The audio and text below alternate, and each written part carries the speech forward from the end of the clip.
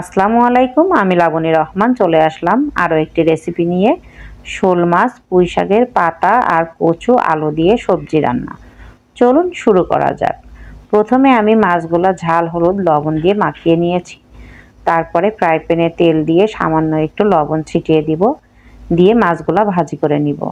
টাটকা মাছ ভাজি করতে গেলে আপনারা এভাবে লবণ ছিটিয়ে নেবেন, তাহলে মাছগুলা ভাজি করার সময় ভেঙে যাবে না। মাছ ভাজি হয়ে গেলে আমি আর একটা ফ্রাই প্যানে দিয়ে দিলাম তেল, ঝাল, পেঁয়াজ, জিরা বাটা, সামান্য পরিমাণ লবণ, হলুদের গুঁড়া, ঝালের গুঁড়া, ধনিয়া গুঁড়া, 2-3টি কাঁচামরিচ, সামান্য একটু পানি দিয়ে মশলাটা আমি ভালো করে কষিয়ে নিব। মশলা থেকে তেল ছেড়ে দিলে এর ভিতরে আমি কেটে রাখা সবজিগুলো দিয়ে দিব।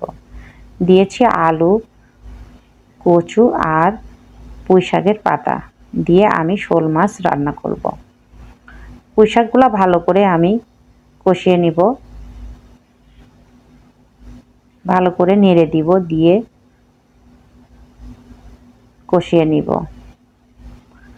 কষানো হয়ে গেলে যখন মশলা থেকে তেল ছেড়ে দেবে, তারপরে আমি এর মধ্যে সামান্য একটু পানি দিয়ে দেব। যেহেতু পুঁই শাক দেওয়া আছে এর ভিতরে থেকে এমনিতেই পানি বের হয়, খুব বেশি একটা পানি দেওয়া লাগবে না। ঢাকনা দিয়ে ঢেকে আমি কিছুক্ষণ জাল করব। ঢাকনা দেওয়ার কারণে শাক থেকে কিছুটা পানি বের হয়েছে।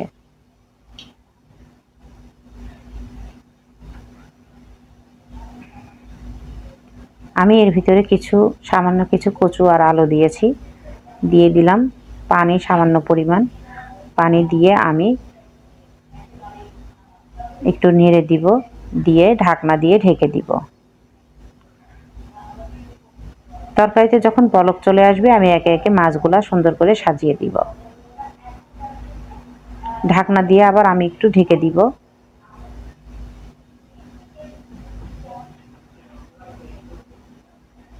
সাধারণত টাটকা মাছ একটু সবজি দিয়ে রান্না করলে খেতে ভালোই লাগে। রান্নাটি আমার হয়ে গেছে। গরম গরম ভাতের সাথে পরিবেশন করুন শোল মাছের তরকারি, খেতেও অনেক সুস্বাদু। আমার ভিডিওটা যদি আপনাদের ভালো লেগে থাকে তাহলে like, comment, share and subscribe করে দিবেন। ভালো থাকেন, সুস্থ থাকেন। আল্লাহ হাফেজ। Thanks for watching.